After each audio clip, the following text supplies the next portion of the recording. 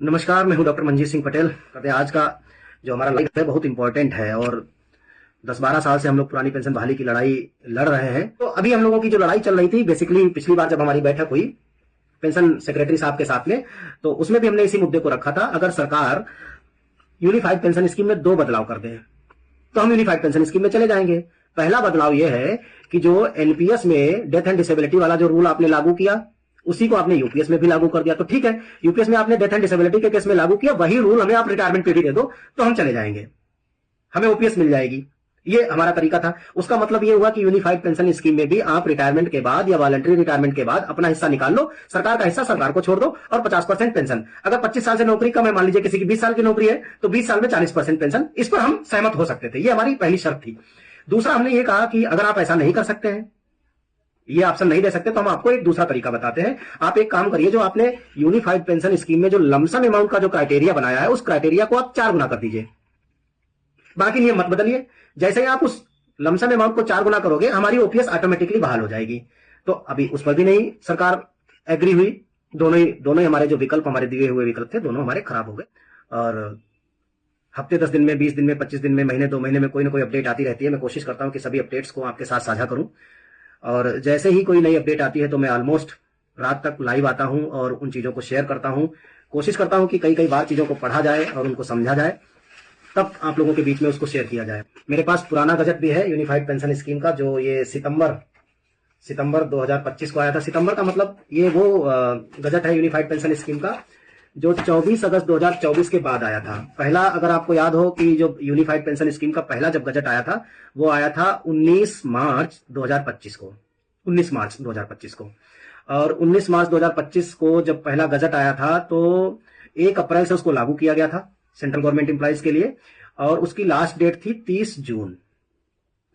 तो 30 जून तक मुश्किल से 22-25 हजार लोगों ने यूनिफाइड पेंशन स्कीम को ऑप्ट किया था। और उसके बाद सरकार ने 30 जून से डेट बढ़ा करके इसकी 30 सितंबर कर दी थी।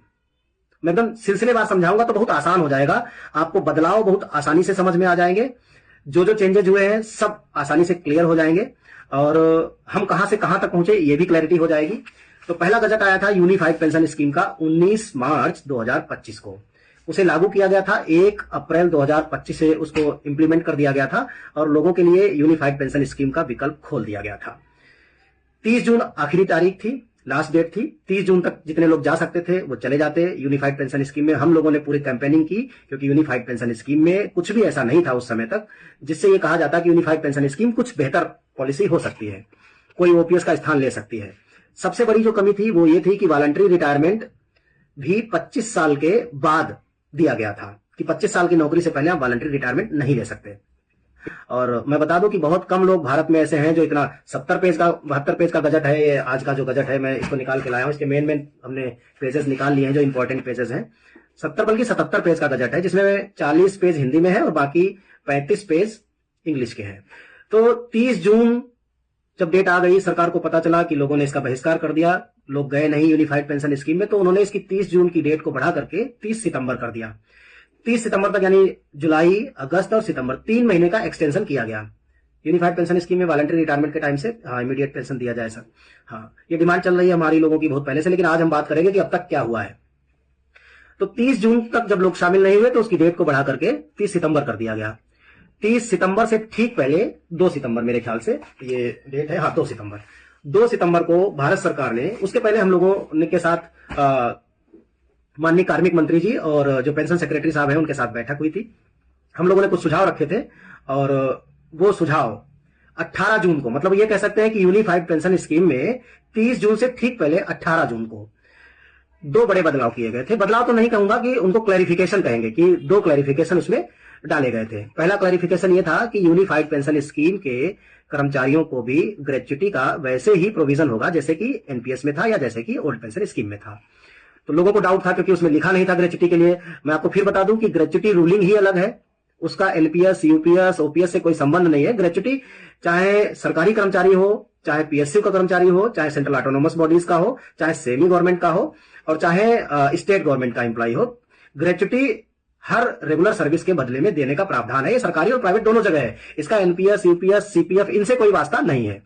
तो 18 जून को यूनिफाइड पेंशन स्कीम में ग्रेच्युटी का प्रावधान है, ऐसा क्लैरिफिकेशन कार्मिक मंत्रालय ने दिया था, पेंशन मिनिस्ट्री ने दिया था।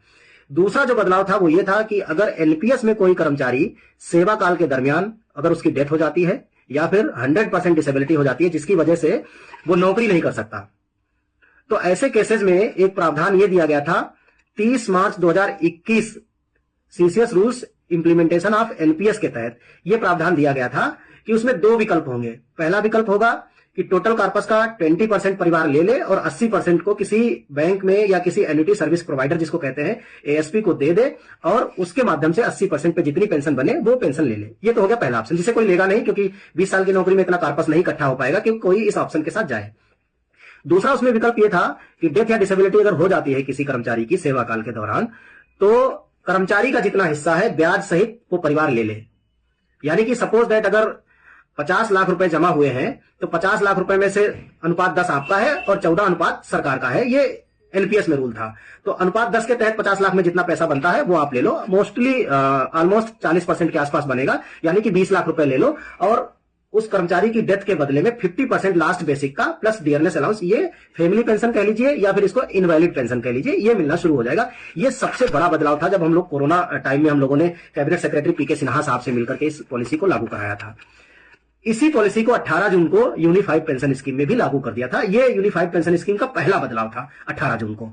फिर 30 जून के बाद जब 30 सितंबर लास्ट डेट कर दी गई तो 30 सितंबर से ठीक पहले जब 30 सितंबर तक भी लोग यूनिफाइड पेंशन स्कीम में जाने को तैयार नहीं हुए तो उन्होंने 2 सितंबर को एक और बदलाव किया। वो बदलाव क्या था, वो उसमें सबसे बड़ा जो बदलाव था उसमें वो ये था कि उन्होंने कहा था कि पेंशन की गणना 50% के लिए जो आधार वर्ष होंगे वो 25 वर्ष होंगे और वॉलंटरी रिटायरमेंट लेने के लिए भी 25 साल से पहले कोई वॉलंटरी रिटायरमेंट नहीं ले सकता। जबकि वॉलंटरी रिटायरमेंट लेने के लिए मैक्सिमम नौकरी जो थी वो 20 साल थी कि 20 साल की नौकरी पूरी करने के बाद कोई भी वॉलंटरी रिटायरमेंट ले सकता था। तो इसको इन्होंने चेंज किया 2 सितंबर को। 2 सितंबर को उन्होंने कहा कि अगर कोई वॉलंटरी रिटायरमेंट 20 साल के बाद लेना चाहता है तो वो 20 साल के बाद वॉलंटरी रिटायरमेंट ले सकता है, लेकिन पेंशन की कैलकुलेशन 25 साल पे ही होगी। सपोज दैट अगर किसी आदमी ने 22 साल की नौकरी करने के बाद वॉलंटरी रिटायरमेंट लिया तो 22 साल की नौकरी के अनुसार उसकी जो पेंशन बनेगी यूनिफाइड पेंशन स्कीम में वो बनेगी 44%। 12 महीनों का जो सैलरी होगी उसका एवरेज निकालेंगे, उस एवरेज सैलरी का 44% निकालेंगे, वो उसकी पेंशन बनेगी। मिलेगी नहीं, मिलेगी उसे एक्चुअल रिटायरमेंट डेट से। एक्चुअल रिटायरमेंट का मतलब सुपर एनुएशन डेट से, जिस दिन वो 60 साल का हो रहा होगा। और 30 सितंबर की डेट पर भी यूनिफाइड पेंशन स्कीम फेल हो गई तो 30 सितंबर को उन्होंने बढ़ा करके 30 नवंबर कर दिया। तो अगली डेट जब उन्होंने 30 नवंबर कर दी और 30 नवंबर के बाद भी 30 नवंबर भी निकल गई, अब चूंकि 30 नवंबर खत्म हो गई, लेकिन लोग यूनिफाइड पेंशन स्कीम में मुश्किल से 1,25,000 के आसपास लोगों ने यूनिफाइड पेंशन स्कीम को ऑप्ट किया।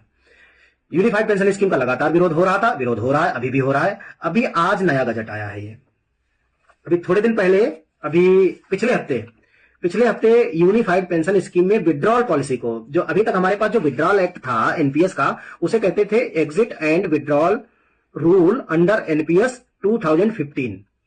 2015 का एग्जिट एंड विड्रॉल रूल हमारे पास था।